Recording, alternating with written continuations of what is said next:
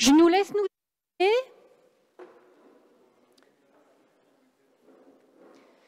Puisqu'on est tenu à respecter les horaires, puisque comme vous le savez, on a un couvre-feu à 20 h.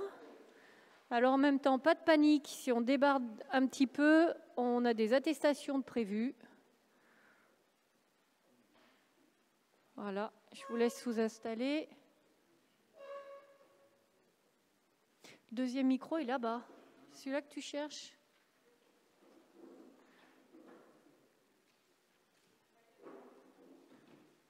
Alors on cherche des micros. Les micros, il y en a un là. C'est bon? Tu as trouvé et 3 là, 4. C'est bon. Très bien, messieurs, dames. Eh bien, je vous propose d'ouvrir la séance. Comme vous le savez, je vais demander qui souhaite être secrétaire de séance.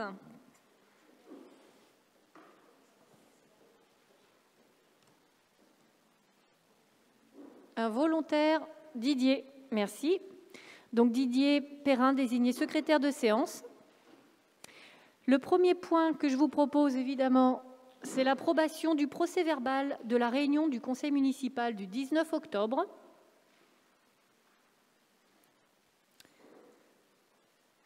Alors, est-ce que vous avez des observations, des remarques, des questions? Non? Donc, je vous rappelle que nous devons voter le procès-verbal de cette réunion.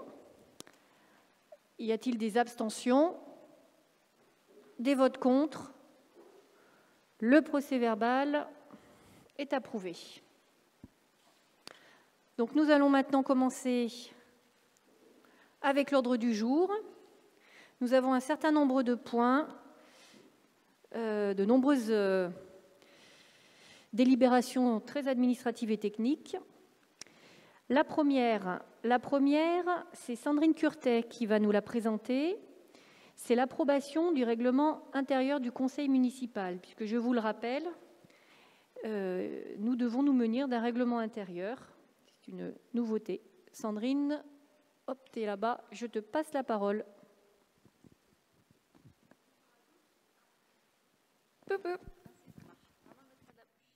Donc, bonsoir à tous. Donc, en considérant l'installation de notre conseil municipal lors de la séance du 28 mai 2020, suite à notre élection le 15 mars 2020, nous avons dû, donc, comme pour toutes les communes de plus de 1000 habitants, dont fait partie donc d'Anyaret, rédiger un règlement intérieur qui fixe nos règles propres de fonctionnement interne dans le respect des lois et règlements en vigueur dans le but de renforcer le fonctionnement démocratique de l'Assemblée locale. Donc, la rédaction de ce règlement intérieur a été faite par Johan Damas-Salas, Denis Perrin et moi-même, et ça nous a pris quelques semaines quand même pour le rédiger. Donc, pour résumer les règles inscrites dans ce règlement intérieur, elles concernent les réunions du conseil municipal, les commissions et les comités consultatifs, la tenue des séances du conseil municipal, les débats et votes de délibération, les comptes rendus des débats et des décisions, et quelques dispositions diverses, avec en annexe deux annexes, une sur la prévention des conflits d'intérêts et l'autre sur la protection des données. Donc, concernant ta question, Christian, tu m'écoutes? Donc, concernant ta question, lors de notre réunion préparatoire par rapport à la tenue de réunions plein air, nous avons fait des recherches et en fait, réglementairement parlant, la tenue d'un conseil municipal est considérée comme une réunion plénière. La tenue des réunions informelles majorité-minorité n'a pas lieu d'être inscrite au règlement intérieur. Alors, cependant, nous avons ajouté dans l'article 3, qui est je ne sais pas où, mais bon, dans l'article 3 donc, du règlement intérieur, le maire peut réunir l'ensemble des élus municipaux de manière informelle pour échanger sur les projets de délibération. Et on a ajouté aussi à l'article 20 les échanges où se tiennent dans la co-construction et le respect de la parole de l'autre. Voilà. Donc, est-ce qu'il y a encore des souhaits de modification à ce règlement intérieur?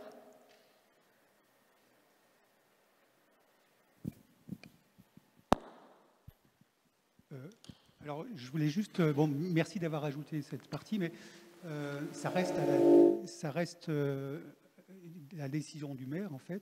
Ce que j'aurais souhaité, moi, c'est que ça soit inscrit que dans le règlement, une fois, 2, 3 fois par an, il y a une réunion de toute l'équipe municipale pour débattre, c'est tout.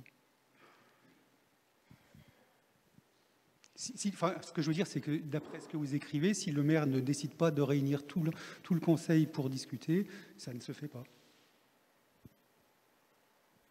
Il n'y a pas d'obligation. Bon, c'est tout à fait le genre de phrase qu'on peut rajouter, hein, il n'y a aucun souci là-dessus, hein, puisque déjà, de toute façon, de fait, il y a l'engagement qui est pris, qui est donné et qui est noté, que dans le cadre des préparations des conseils, on se réunit majorité-minorité. Et effectivement, on peut mettre une journée, une soirée, débat. Après, il faudra en définir les contours sur les thématiques. Oui. Non, mais après, juste dans le règlement intérieur, tu mets la fréquence. C'est ça, Christian, que tu veux? Enfin, ce que je veux dire, c'est que vous parlez de participatif pratiquement dans tous les domaines, mais j'ai l'impression que c'est avec les habitants, mais pas avec tous les élus. Aujourd'hui, il y a déjà eu plein de sujets qui auraient pu être sujets à débat. Par exemple, la crèche, on aurait pu le débattre avant de l'annuler. Après les audits des bâtiments, on aurait pu se réunir tous ensemble pour débattre de ce qu'il en était. Et même chose pour les finances de la commune. Mais ça ne s'est pas produit. Donc, voilà, c'était juste un souhait. Oui, après, il faut faire aussi le distinguo, c'est que le règlement intérieur d'un conseil municipal, il y a des règles très très précises, et il y a certaines choses qu'on peut mettre et d'autres qu'on ne peut pas mettre. Donc voilà, c'est pourquoi effectivement ce que propose Sandrine complète cet engagement. Par contre, ce que vous amenez, Christian, sur des discussions et des débats, il y en a quand même eu quelques-uns, il me semble, auxquels vous avez été conviés, auxquels vous avez participé. J'ai participé à des groupes de travail, mais aujourd'hui, à part en conseil municipal comme maintenant, on n'a jamais été en réunion avec toute l'équipe. Il y a encore des personnes dans l'équipe avec qui je n'ai jamais parlé. Bon. Voilà. Eh bien, écoutez, moi je pense qu'il faut aussi être un petit peu patient. C'est-à-dire que vous avez aussi conscience que tout se passe loin comme on voudrait, hein, c'est-à-dire que les réunions, on ne peut pas en faire autant qu'on veut. Le participatif avec les habitants, ça c'est notre grande frustration, on n'a pas pu faire grand-chose non plus.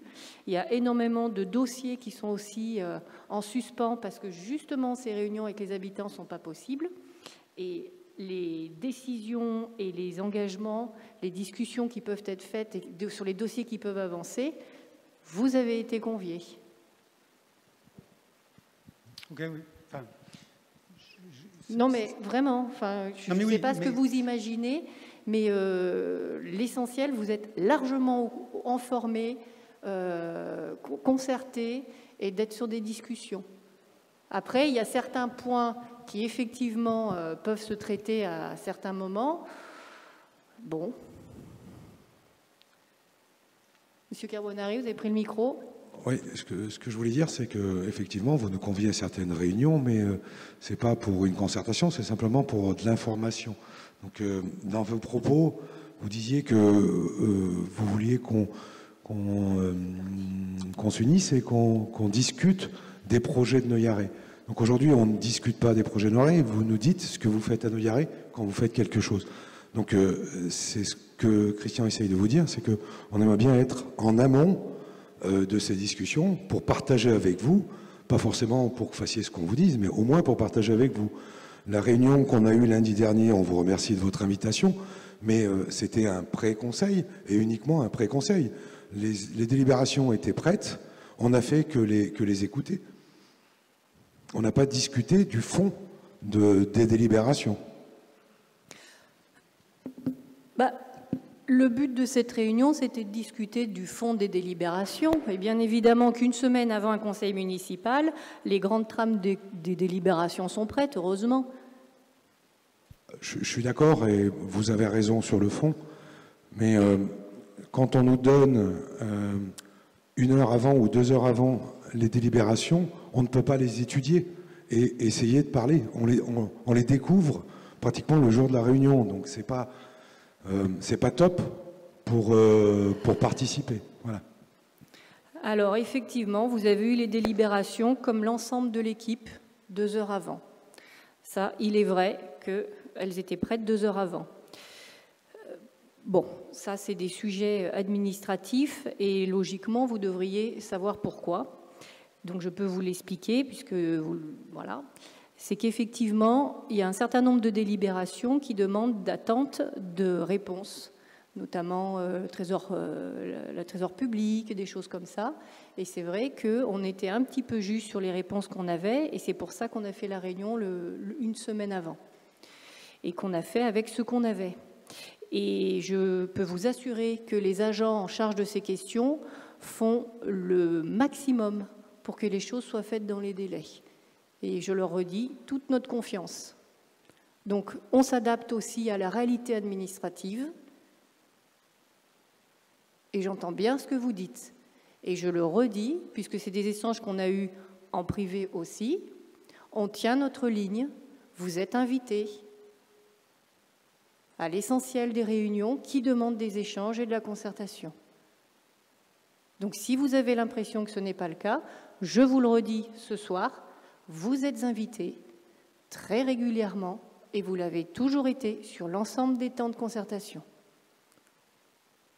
Et si ensuite, à certains moments, vous êtes informé de certaines décisions, c'est vrai que certaines décisions peuvent être prises. Mais en même temps, et vous faites allusion à la crèche, c'est un dossier que vous connaissiez bien. Les engagements financiers, le PFL, les dettes de la commune, tout ça, c'est des choses que vous connaissez.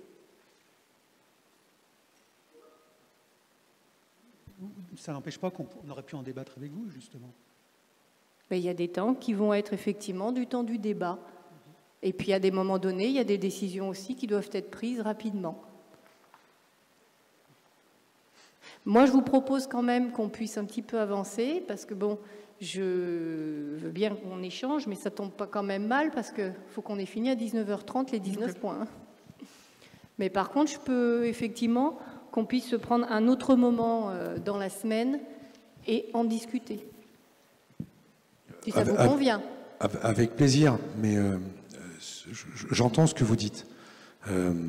En ce qui concerne le corps de délibération dont vous parliez tout à l'heure, le corps de la délibération, je veux bien croire, elle met du temps à se faire. Mais par contre, le contenu, on peut en discuter.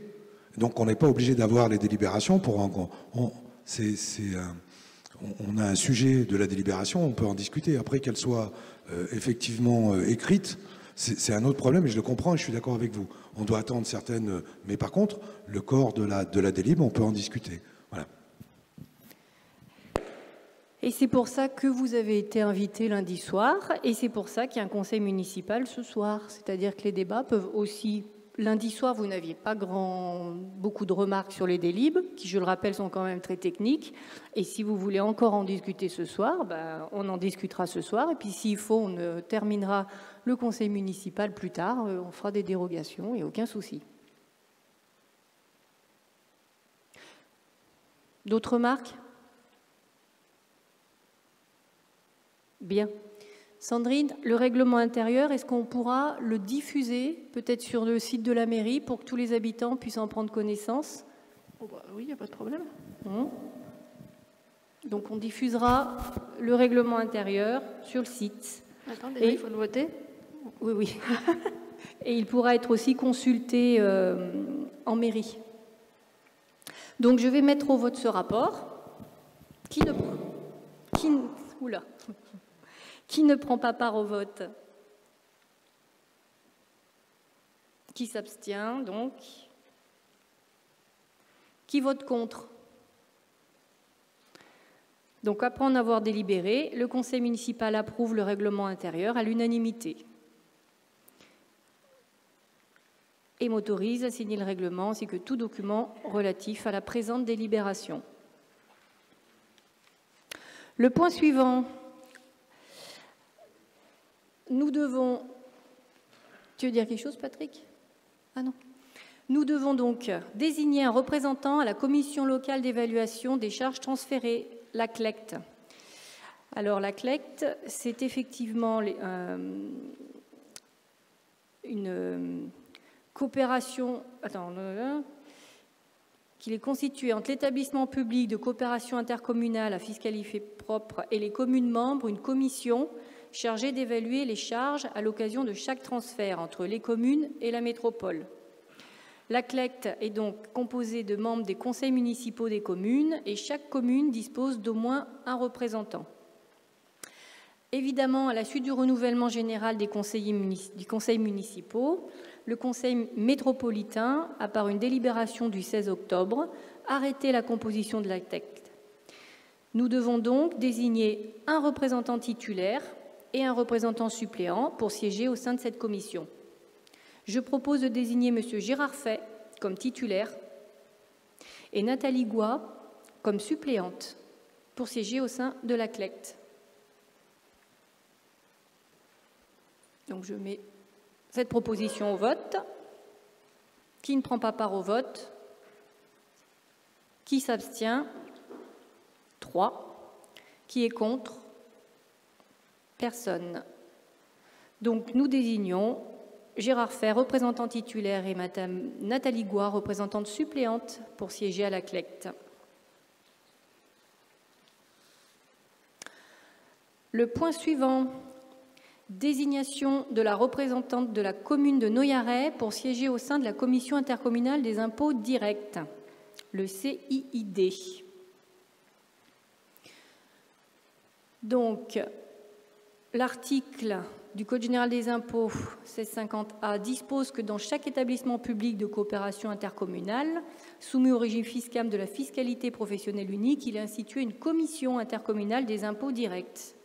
À l'issue des élections intercommunales, la CIID doit être renouvelée intégralement. Elle intervient en matière de fiscalité directe locale, en ce qui concerne donc les locaux professionnels et les biens divers. Le CIID est composé de 11 membres. Les 10 commissaires titulaires et 10 commissaires suppléants sont désignés par le directeur départemental des finances publiques sur une liste de contribuables en nombre double dressée par l'organe délibérant de l'EPCI sur proposition des communes. Donc pour Noyaret, nous devons proposer un contribuable susceptible d'être désigné commissaire au terme de la procédure. Ce dernier devant répondre à un certain nombre de critères, être français, avoir 18 ans, jouir de ses droits civils, être inscrit au rôle des impositions directes locales, être familiarisé avec les circonstances locales et posséder des connaissances suffisantes pour l'exécution des travaux de la commission. Et au vu de ces critères, le conseil municipal propose Annie Pontieux. Donc je mets au vote cette délibération. Qui ne prend pas part au vote? Qui s'abstient? 3. Qui est contre? Personne. Après en avoir délibéré, nous décidons donc que la contribuable Annie Pontieux est susceptible d'être désignée commissaire de la CIID. Le point suivant, et là je vais passer la parole à Gérard, puisqu'on passe sur la partie des finances. La prise en charge des dépenses d'investissement avant le vote du budget primitif 2021, le budget général.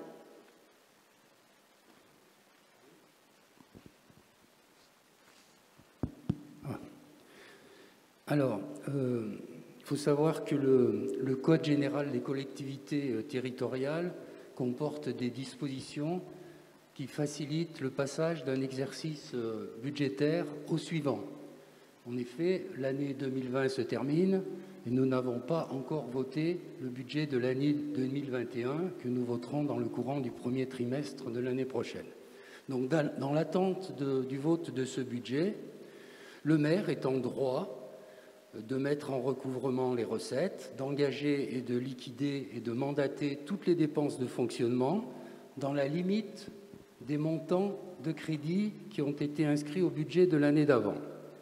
Le maire a également le droit de mandater des dépenses en remboursement du capital de la dette telles qu'elles ont été votées au budget primitif de l'année précédente. Le vote d'aujourd'hui concerne non pas les dépenses de fonctionnement, puisque le problème est réglé par la loi, mais il concerne les dépenses d'investissement. Il est demandé à notre Conseil d'autoriser Madame le maire à mandater des dépenses d'investissement avant le vote du budget 2021, dans la limite du quart des crédits qui ont été ouverts au budget primitif de l'année 2020. Voilà. Alors, les montants que je peux vous indiquer sont les suivants. Concernant le chapitre 10, les dotations au fonds divers, c'est une somme de 15 996,50 €. Sur le chapitre 20, les immobilisations incorporelles, c'est une somme de 68 058,05 €. Chapitre 21, immobilisation corporelle, 36 217,50 €.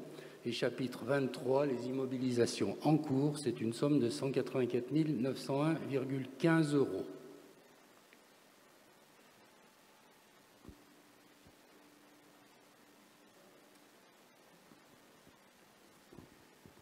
Merci Gérard.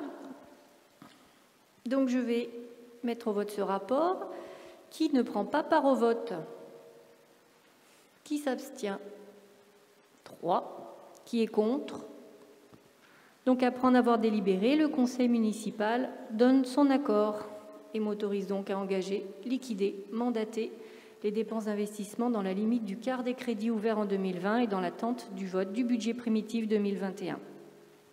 On continue sur les finances avec Gérard. Budget principal, constatation de créances éteintes. Il faut rappeler que la commune dispose de quelques logements qui sont loués. Et malheureusement, un locataire a engagé une procédure de surendettement. Et la commission de surendettement a décidé qu'une partie des créances de cette personne serait éteinte. Alors, dans des cas comme celui-ci, les premiers créanciers qui sont victimes sont toujours les collectivités publiques. Et il nous est donc demandé de voter une constatation de créance éteinte pour un montant de 4 991,62 €. Bien. Est-ce qu'il y a des remarques? Une volonté de discuter le sujet? Donc je mets au vote ce rapport. Qui ne prend pas part au vote? Qui s'abstient? 3. Qui est contre? Après en avoir délibéré, le conseil municipal donne son accord. Sur le point 6, qui concerne le budget annexe du cabinet médical et une remise gracieuse de loyer du fait de la crise sanitaire. Gérard Fay, rapporteur. Alors, il faut savoir que la structure budgétaire de la commune comporte un budget annexe du cabinet médical, dont on dira quelques mots ensuite. La délibération qui est envisagée aujourd'hui concernant la remise gracieuse des loyers, eh bien, elle est directement la conséquence de la crise sanitaire. Les cabinets médicaux n'ont pas pu fonctionner normalement pendant la période de confinement notamment, et même au-delà, les professionnels de santé restant investis sur diverses tâches, notamment des tâches de prévention. Alors de ce fait, il est proposé de faire une remise gracieuse des loyers 2020 pour les professionnels qui louent les locaux de la commune. Alors ces remises concernent Monsieur Lejeune, qui est kiné, pour 3 031,44 €. Le psychologue, Madame Monet Clarisse, pour 1 090,29 €. Le cabinet infirmier pour 913,36 € et le docteur Pommier pour deux sommes, l'une de 1 500 € et l'autre de 4 165,56 €. Pourquoi deux sommes? Pas tout simplement parce que Madame Pommier dispose de 2 baux pour les locaux qu'elle utilise. Voilà, total général, 10 700,65 €.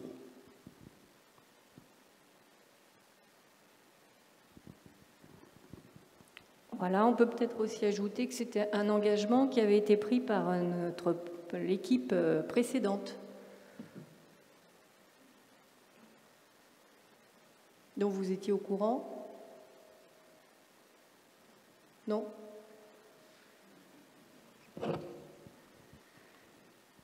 Et donc nous avons, malgré l'importance de la somme, tenu à faire cette remise gracieuse des loyers comme il avait été engagé. Je mets donc au vote ce rapport. Qui ne prend pas part au vote? Qui s'abstient? Qui est contre? Après en avoir délibéré, le conseil municipal décide d'accorder une remise gracieuse pour les loyers indiqués ci-dessus, soit la somme de 10 700,65 €, et dit que les crédits sont inscrits au budget annexe du cabinet médical 2020, nature comptable 6743. Le point 7 concerne aussi le cabinet médical et une décision budgétaire modificative numéro 2. C'est toujours Gérard, le rapporteur. J'évoquais précédemment la structure budgétaire de la commune avec l'existence de ce budget annexe du cabinet médical. Alors, il faut savoir qu'une réflexion sera engagée, notamment avec les services de la trésorerie principale, pour que ce budget annexe soit, le cas échéant, réintégré au budget de fonctionnement.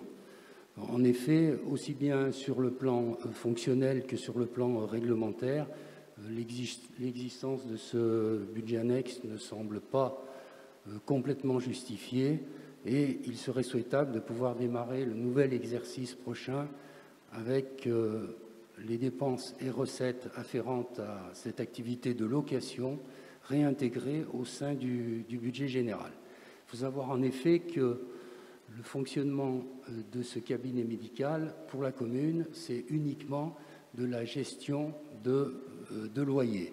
Il ne s'agit donc pas d'un établissement public industriel et commercial qui, lui, exploiterait le cabinet médical, rémunérerait les personnels et auquel cas le budget annexe serait obligatoire. Donc à ce jour, c'est une réflexion qui est engagée, dont nous aurons l'occasion de reparler, j'espère, notamment au moment du vote du budget primitif, voire même un petit peu avant. Pour l'heure, et puisque ce budget annexe fonctionne et existe, il est nécessaire de l'équilibrer par une subvention que lui accorde le budget général. Donc vous voyez que la structure foncièrement déficitaire de ce budget nécessite cette opération d'ordre et plaide également en faveur de sa réintégration dans le budget général. Alors, pour terminer cet exercice, et puisqu'il existe, encore une fois, il est proposé à cette Assemblée de voter une subvention du budget général à ce budget annexe de 12 300 €. Alors, évidemment, Gérard, tu es au point 8 et le point 7... Sur la subvention exceptionnelle, je suis. Oui, mais du coup, le point 7, on l'a pas... Ah, recto verso. On a... Oui. Oui. Vous juste changez l'ordre. Voilà, c'est ça. On a traité le point 8 avant le point 7. C'est pas bien grave. Donc, je t'interromps pas. On est sur la subvention exceptionnelle. Je continue parce que les deux points sont liés, en fait. Oui, tout à fait.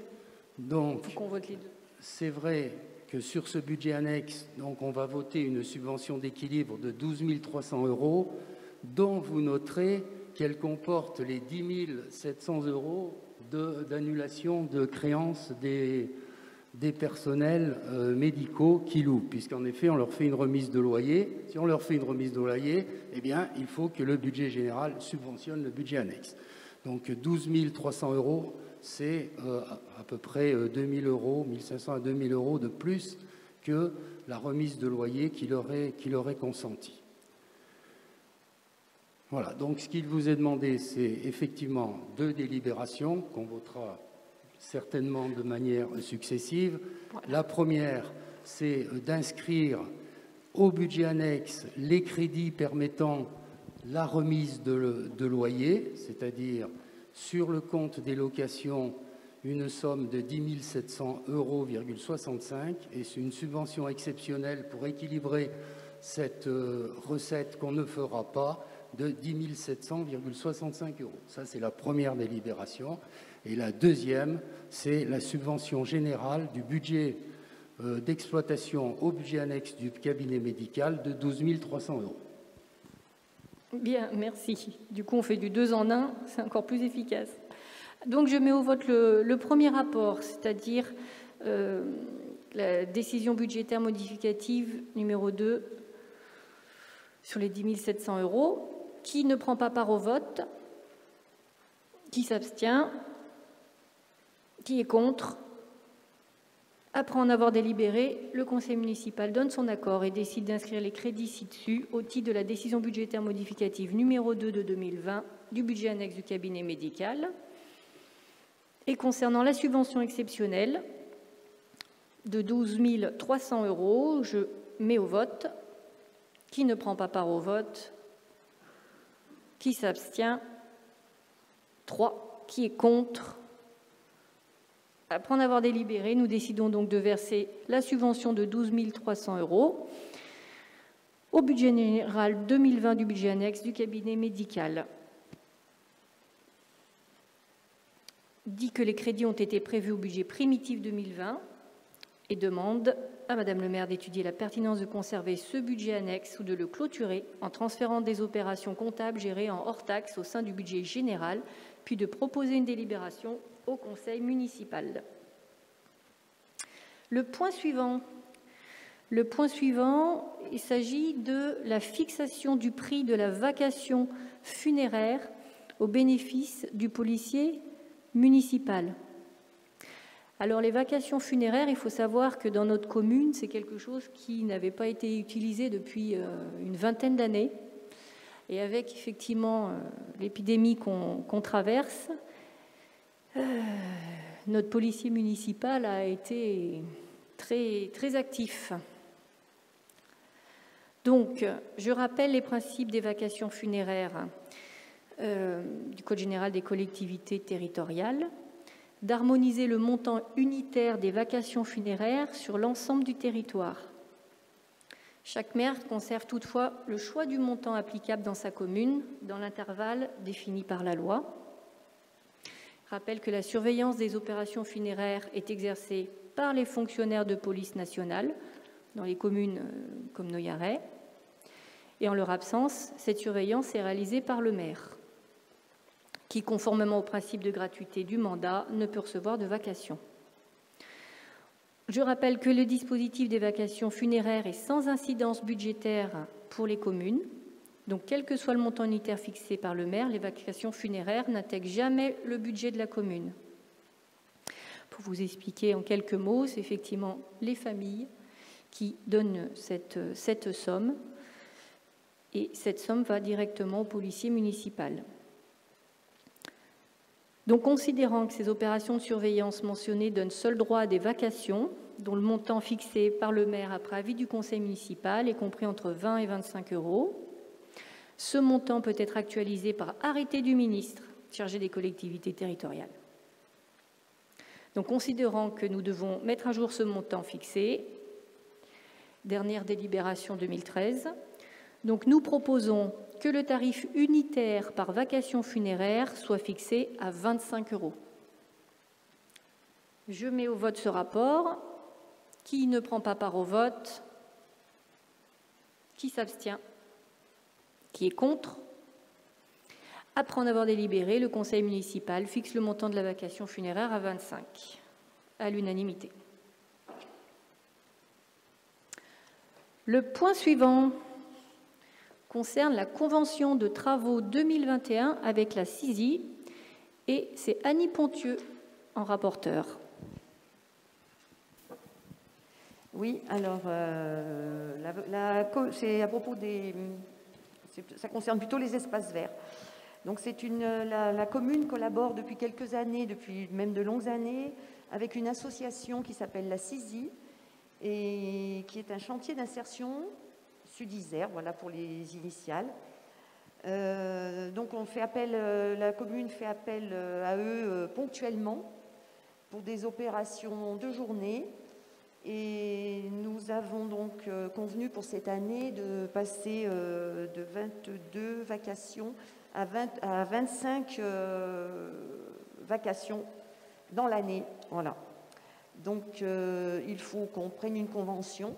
Donc, c'est celle qui est en train d'apparaître là. On doit avoir une convention normalement plus conforme. Et donc, oui, il y a 25 jours d'intervention. Je vais vous donner le prix. Le prix d'une journée, c'est... je ne sais plus où c'est. C'est 490 € normalement. Oui, 490 € la journée. Et donc, pour 25 jours de travail effectif dans l'année, ça nous coûtera 12 250 €. C'est des équipes qui viennent environ à 5 personnes. Il y a 4 personnes qui font partie, donc c'est des personnes qui sont en train d'être en réinsertion professionnelle parce qu'il y a eu des petites choses dans la vie qui les ont un petit peu coupées de tout ça. Et ils sont encadrés par un chef d'équipe. Et donc, selon ce qu'on a à leur donner, ils œuvrent pour la commune. Voilà. Souvent, c'est des gros chantiers, quoi, voilà, qui peuvent être faits à plusieurs. Et ils amènent le matériel, ils ont les équipements, ils ont tout. Voilà. Donc, du coup, la commune fait aussi un geste d'insertion vis-à-vis de toutes ces personnes. Donc, après, on propose au vote cette convention et les crédits nécessaires. Donc, nous rappelons l'importance de soutenir cette insertion par l'activité économique. On propose donc de renouveler cette convention pour 2021 et d'autoriser le maire à signer la convention. Donc, je mets au vote ce rapport. Qui ne prend pas part au vote? Personne. Qui s'abstient? Personne. Et qui est contre? 0. Après en avoir délibéré, le conseil municipal donne son accord et autorise le maire à signer la convention de travaux dans le cadre d'un programme de chantier d'insertion proposé par la CISI. Le point suivant, ce sera Nathalie Gouard en rapporteur. C'est la demande d'application du régime forestier sur des parcelles communales boisées aptes à une exploitation régulière. Alors, une première délibération avait été prise en 2019 sur ce sujet, le 13 mars 2019. Et donc, on s'est aperçu avec l'ONF qu'il y avait quelques coquilles qui s'étaient glissées dedans, dues à l'ONF, qui s'était un peu trompé dans les surfaces pour l'application du régime forestier. On peut décaler sur les zones grisées. Du coup, il y a 4 surfaces qui ont été reprises.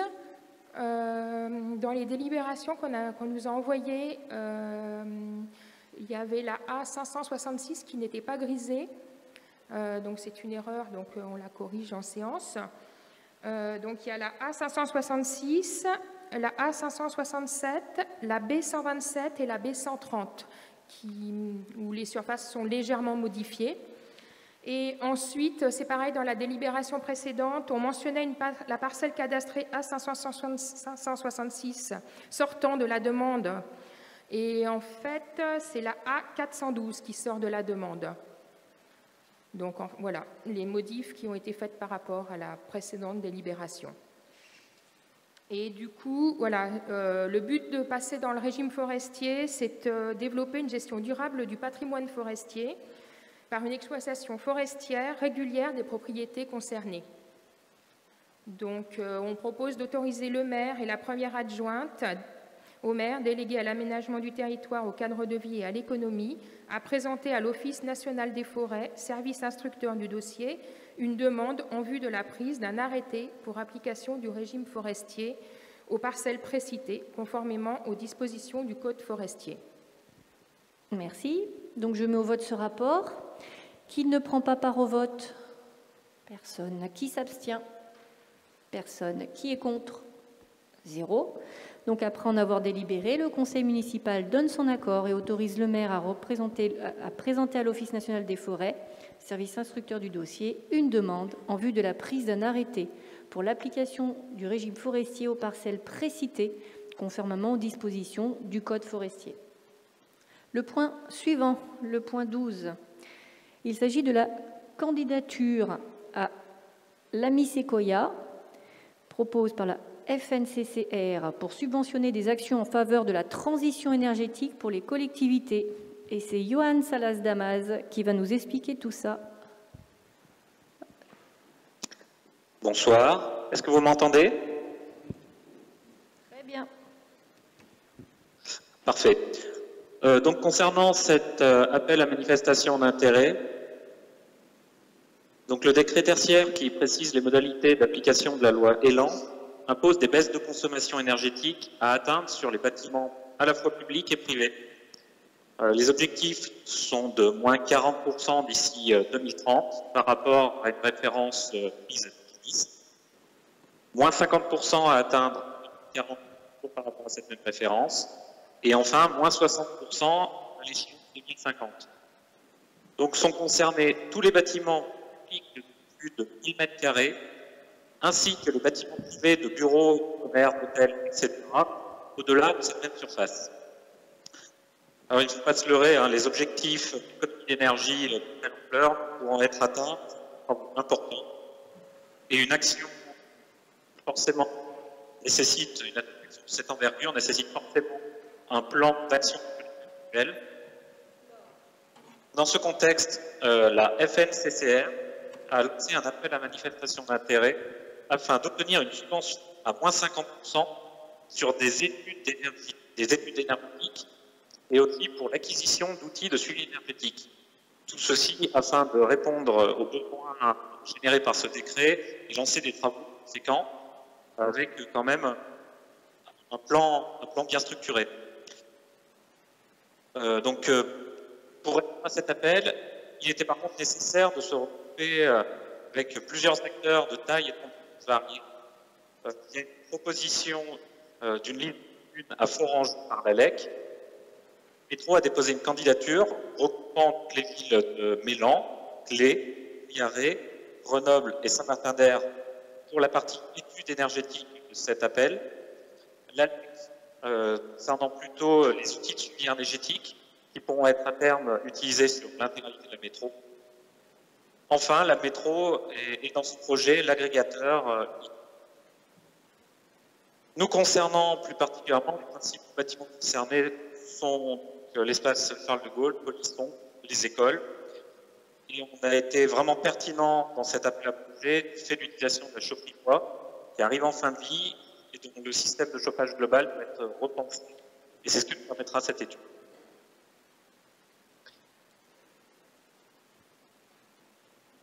Donc, par conséquent, on doit donner l'autorisation à signer cette convention concernant l'appel à manifestation d'intérêt Sequoia. Très bien, donc il est proposé d'autoriser le maire ou la première adjointe à signer la convention de l'AMI Sequoia, d'autoriser la commune de Noyaret à recevoir les subventions reversées par Grenoble-Alpes Métropole aux différentes communes dans le cadre de ce projet. Je mets au vote ce rapport. Qui ne prend pas part au vote? Ah, pardon. J'avais juste une question. Excusez-moi, j'étais partie là. Non, en fait, bon, je soutiens la démarche, mais vu l'association de communes, bon, on est la plus petite commune dans les 5, donc on est en face de communes qui ont des moyens techniques, financiers et politiques bien supérieurs aux nôtres. Donc je crains qu'on ne récupère que les miettes dans cette association. Johan, tu as pu entendre la question de Christian? Alors, j'ai bien entendu qu'il y avait une question, mais je n'ai pas entendu la question. Ah, vous, Christian, je pouvais reprendre votre question? Oui, alors je disais que je soutenais la démarche, mais vu les communes avec lesquelles on s'associe, Grenoble, Saint-Martin-d'Air, sont des mastodontes, hein, donc ils ont plus de moyens financiers que nous, plus de moyens techniques et politiques. Et à un moment donné, il va falloir répartir ces études sur les 5 communes. Et est-ce qu'on ne risque pas de récupérer que les miettes de l'enveloppe, quoi, au prorata de notre poids, quoi. T'as entendu cette fois? Et Jean-Baptiste qui écrit. Il est en direct de Belgique. Non, normalement, l'enveloppe financière finale concernant les travaux, ça sera de toute manière dans un second plan. Là, ça concerne uniquement les études. Donc, concernant les études, qu'une ville soit grosse ou pas grosse, ça nous financera 50% de la note finale, peu importe la taille de la commune. Donc le budget total n'est pas limité. Après, par contre, je suis d'accord que concernant les travaux, il va falloir vraiment se battre avec l'ALEC pour que le financement qu'on va essayer d'obtenir pour aller au fond du projet soit suffisamment important et qu'on ne se fasse pas noyer dans des projets de villes plus grosses. Ok, merci. Bien, d'autres remarques? Donc je mets au vote ce rapport. Qui ne prend pas part au vote? Personne. Qui s'abstient? Personne. Qui est contre? Personne. Donc après en avoir délibéré, le conseil municipal m'autorise, ou la première adjointe déléguée à l'aménagement du territoire, au cadre de vie à l'économie, à signer cette convention de la Séquoia et autorise la commune de Noyaret à recevoir les subventions reversées par Grenoble-Alpes Métropole aux différentes communes dans le cadre de ce projet. Pour le point 13, c'est toujours Johan Salas-Damas, rapporteur, et ça concerne la convention relative aux missions d'éclairage public entre Grenoble-Alpes Métropole et la commune de Noyaret. Oui, alors actuellement, la commune gère directement son éclairage public par le biais de Greenalp, donc anciennement la GEG. Donc que ce soit en investissement, donc ce que vous voyez, donc les passages aux éclairages LED, les mises aux normes des armoires électriques, mais aussi les maintenances lorsqu'il y a des problèmes, des travaux à faire ou juste des remplacements d'ampoules. Donc pour info, il est prévu déjà de longue date que cette compétence passe côté métro. Mais l'application de ce transfert a pris pour différentes raisons pas mal de retard et devrait avoir lieu peut-être l'année prochaine ou sinon l'année d'après. Par contre, cette situation un petit peu boiteuse entraîne un problème de cohérence. Lorsqu'il y a des projets de voirie où la métro gère l'ensemble des aspects, donc que ce soit les réseaux, la route, mais pas l'éclairage, ceci nous coupe pas mal d'une discussion globale avec elle et ça rend les projets compliqués. De plus, ça nous coupe aussi de tout l'aspect conseil que le service éclairage de la métro pourrait nous apporter, ce qui est assez global, ce qui est assez dommage. Pour résoudre ce problème qui est vraiment que temporaire, hein, c'est pour un peu anticiper cette passage de compétences, la métro nous propose via une convention d'anticiper cette prise en charge de la compétence éclairage, moyennant 2% sur l'investissement et maintenance que l'on pourrait mettre dans l'éclairage. Cette manière reste vraiment très très faible au vu des avantages que l'on peut en tirer. Et c'est un qui pourrait éventuellement être complètement gommé du fait que donc la métro travaille tout de même avec Greenalp, donc même sous-traitant, mais par contre peut bénéficier d'un contrat global de toute ampleur de notre ville. Et les 2% ont de fortes chances d'être complètement gommés par aux déchets.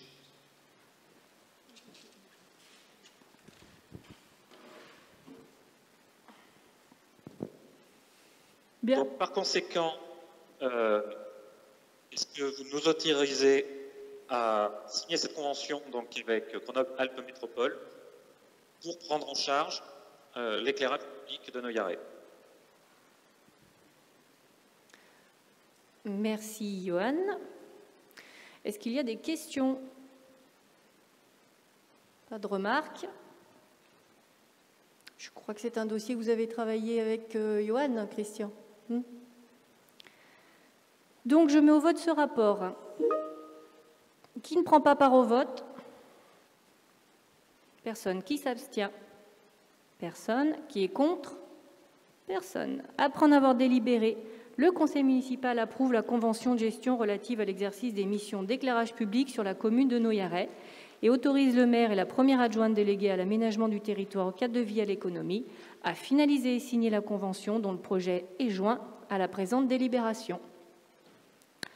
Le point suivant. concerne les ressources humaines. Mandat donné au centre de gestion de l'Isère afin de développer un contrat cadre de prestations sociales, offre de titres restaurants pour le personnel territorial. Et je suis le rapporteur. Donc le centre de gestion de l'Isère, dont les collectivités dépendent pour la gestion du personnel, procède à une consultation en vue de proposer un contrat cadre d'action sociale sous la forme de titres restaurants en direction des personnels territoriaux des collectivités. Donc on propose que la commune charge le centre de gestion de l'Isère de négocier un contrat cadre de prestations sociales, c'est à savoir donc les offres de titres restaurants pour le personnel territorial. Nous proposons donc d'autoriser le maire à signer au nom et pour le compte de la commune toute pièce de nature administrative, technique ou financière nécessaire à l'exécution de la présente délibération. Est-ce qu'il y a des remarques ou des questions? Donc je mets au vote ce rapport. Qui ne prend pas part au vote? Personne. Qui s'abstient? Personne. Et qui est contre?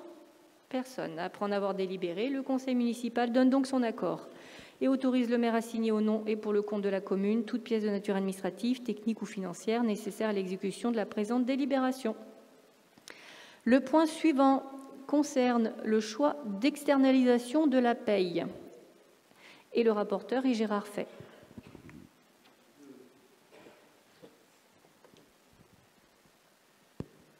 Le centre de gestion dont on vient de parler propose aux communes une prestation paye. Alors, c'est une prestation dont on a pu éprouver la qualité depuis le mois de juillet dernier, lorsque l'agent en charge de la paye de la commune, des agents de la commune de Noyaret, eh bien, s'est absenté pour motif d'accident du travail. La prestation que nous fournit le centre de gestion nous a donné satisfaction.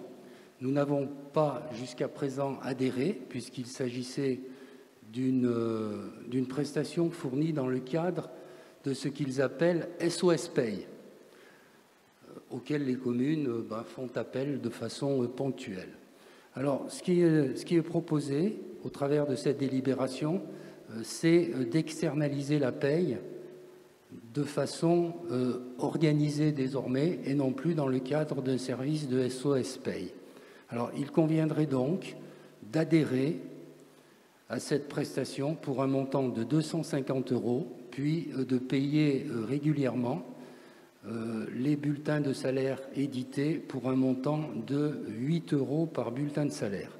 Alors, faisant cette proposition, nous faisons un choix de sécurisation de la paye, puisque, en effet, nous avons pu éprouver les difficultés qu'il y avait du jour au lendemain lorsque une commune assure sa paye et que le seul agent en capacité de le faire, eh bien, n'est pas là. Il s'agit également de pouvoir rationaliser cette prestation dans la mesure où les agents seront probablement payés beaucoup plus régulièrement en fonction de certains éléments variables de paye. Voilà. Donc, ce qui est demandé, c'est d'approuver la convention, d'autoriser du moins le maire à signer cette convention d'adhésion, d'inscrire le crédit au prochain budget et donc de démarrer cette prestation dès le 1er janvier de l'année 2021. Très bien, merci. Est-ce qu'il y a des remarques? Non, pas de questions. Donc je mets au vote ce rapport. Qui ne prend pas part au vote? Personne. Qui s'abstient? 3. Qui est contre? Personne. Après en avoir délibéré, le conseil municipal donne son accord et autorise le maire à signer la convention d'adhésion. Le point suivant. Gérard est rapporteur. La détermination du montant de la prime variable annuelle au titre de l'année 2020. Alors, le personnel communal bénéficie de façon statutaire d'une prime qu'on peut appeler régime indemnitaire. Alors, cette prime, elle est composée de deux parties.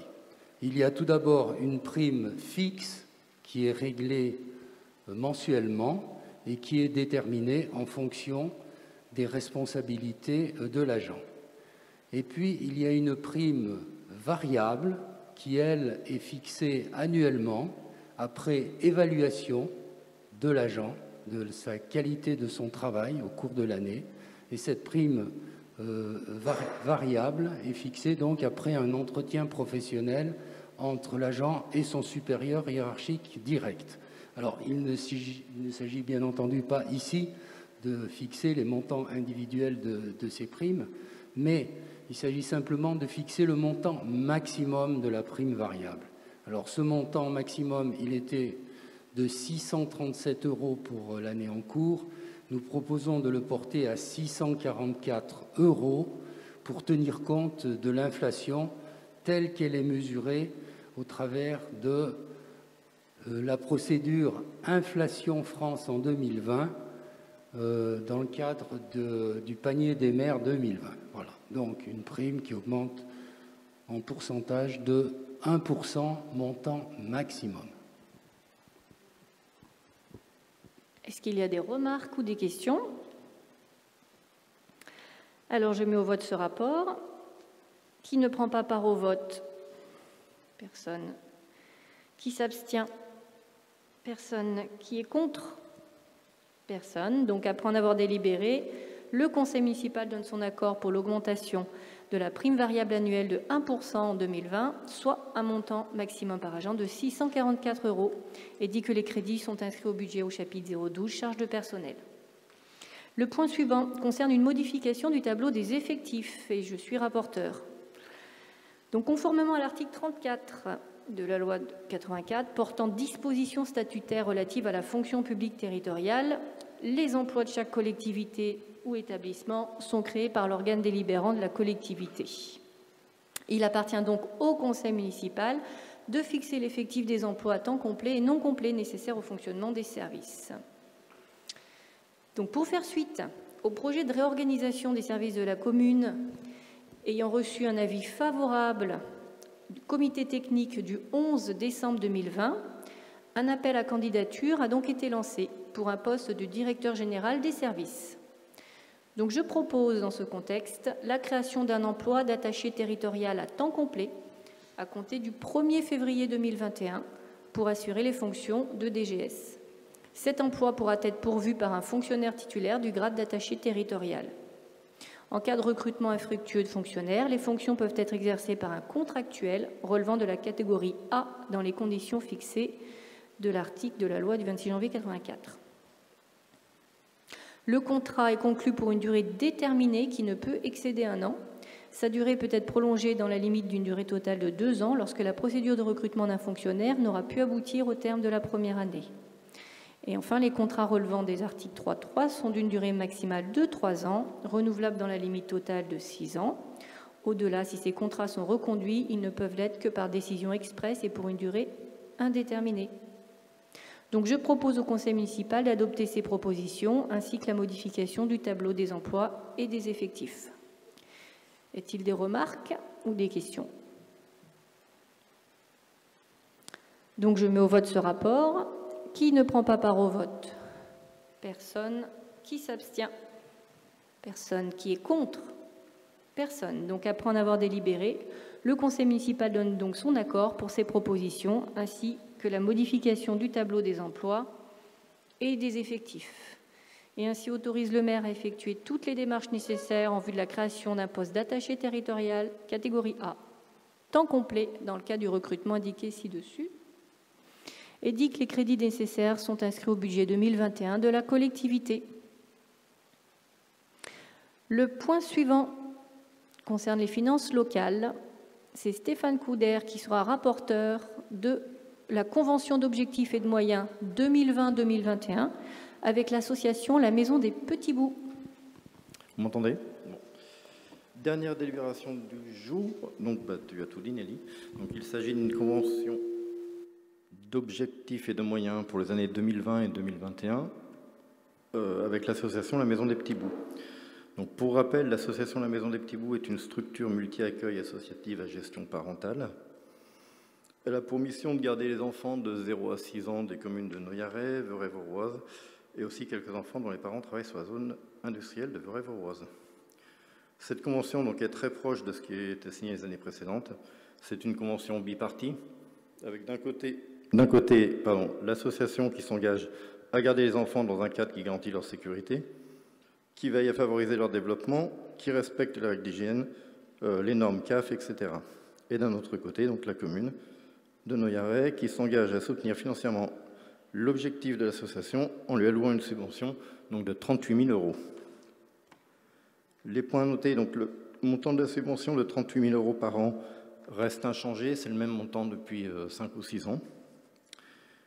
On a ajouté dans la convention une rencontre annuelle entre, d'un côté, les parents au bureau et les élus afin d'évaluer les conditions d'application de cette convention. Et donc, cette convention étant signée relativement tard dans l'année, vu qu'on est mi-décembre, on a décidé de la signer pour 2020 et 2021. Voilà ce que je pouvais vous raconter sur cette convention. S'il y a des questions, je peux y répondre. S'il y a des commentaires, je peux aussi y répondre.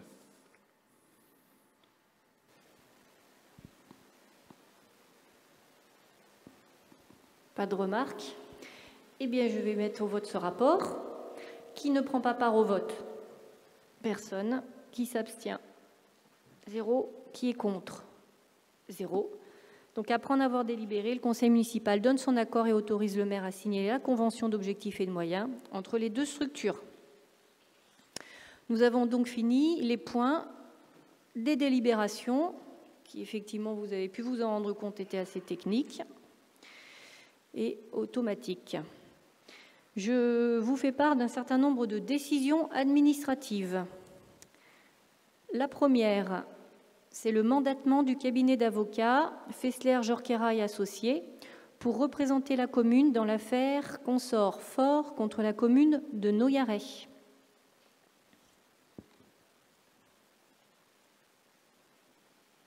C'est dans le cadre du permis de construire au bénéfice de Pluralis et foyer de l'Isère Isalis. PC 038 299 2 0015.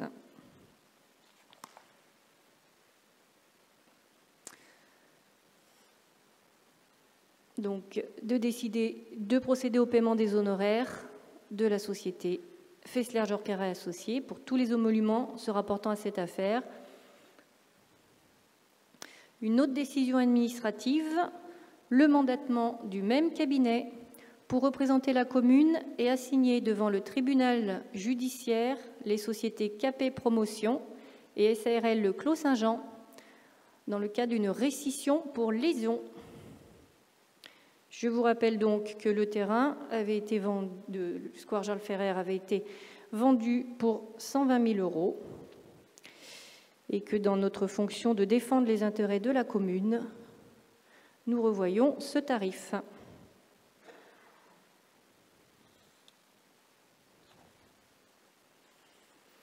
La décision suivante est une convention de prestation de services avec une fourrière automobile.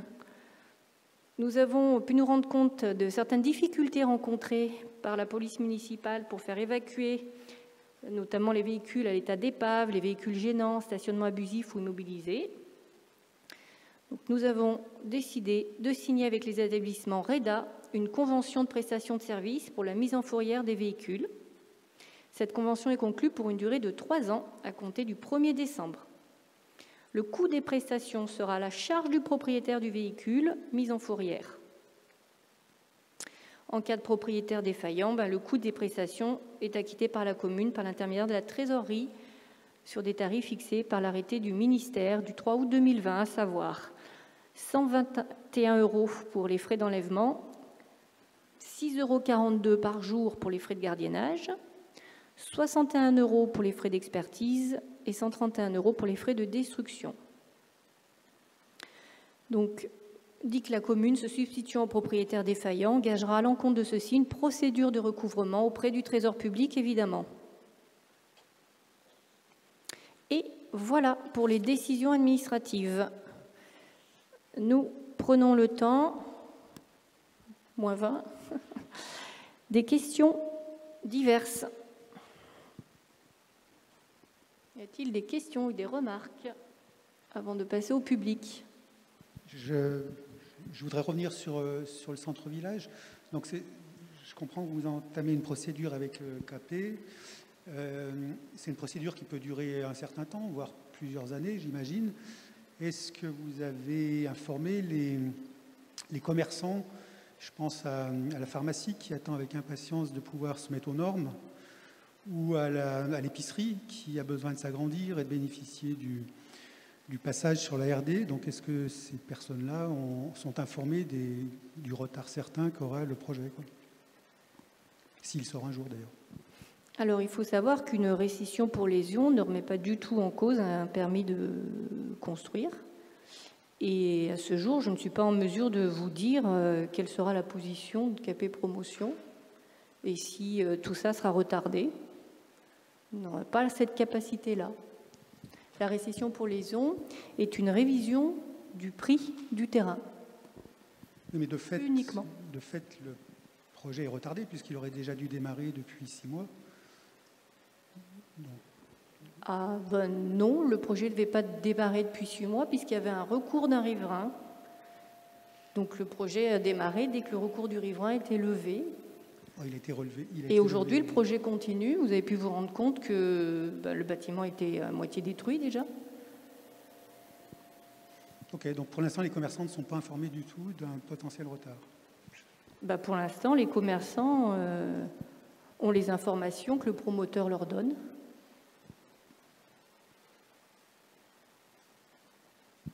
Ok, merci. Je vous en prie. Très bien. Donc, je déclare la séance terminée pour ce soir. Est-ce qu'on peut prendre un petit peu de temps pour les questions au public? Est-ce qu'il y a des remarques, des choses? Oui, il y a une question. Est-ce qu'on peut passer un micro? Parce que sinon, on ne vous entend pas du tout.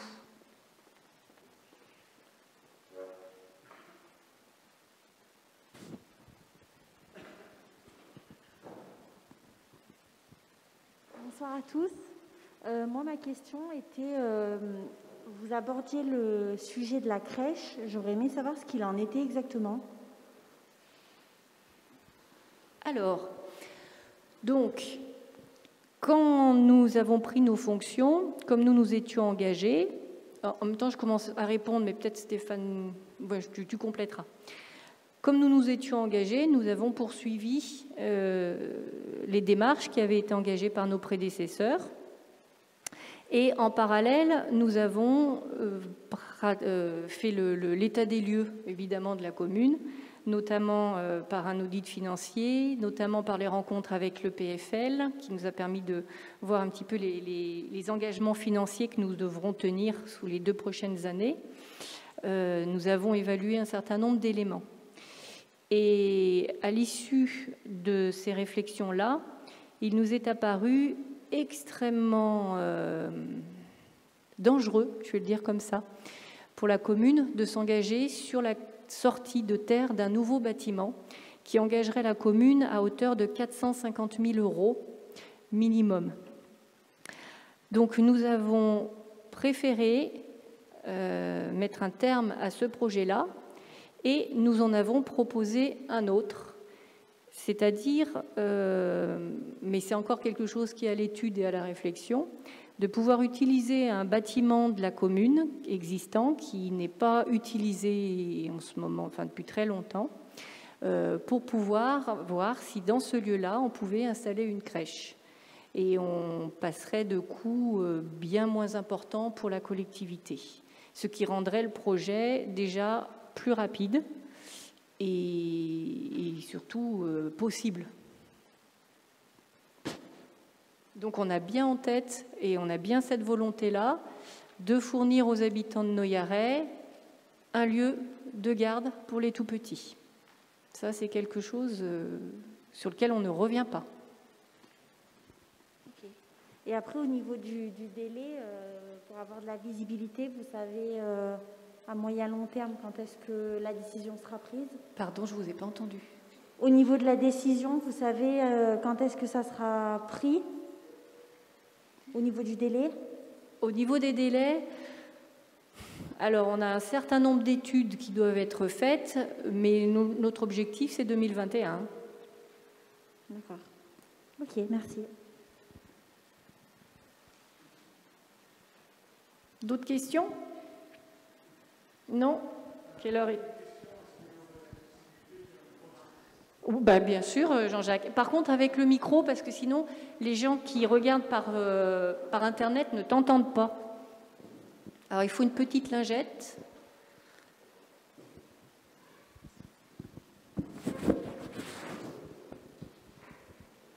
Merci, j'appuie sur... Ça marche.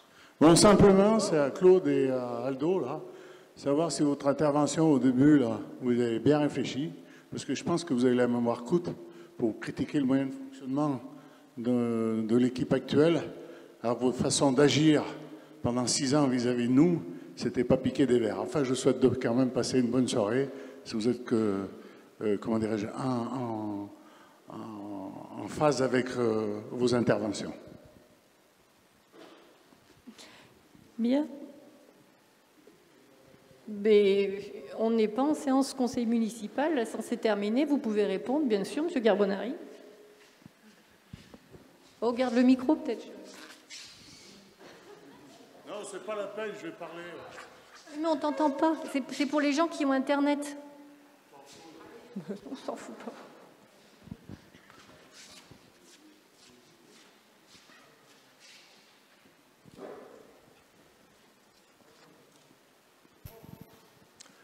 Je voulais juste faire remarquer que mon intervention, elle était liée non pas à ce qui s'est passé avant, mais à les promesses que l'équipe de Mme Nelly Janin ont faites pendant la campagne. Point. Et en ce qui concerne ma soirée, ne t'inquiète pas Jean-Jacques, elle sera bonne. Bien, tant mieux, je suis content. Eh bien, si tout le monde est content, je nous propose de rentrer chez nous.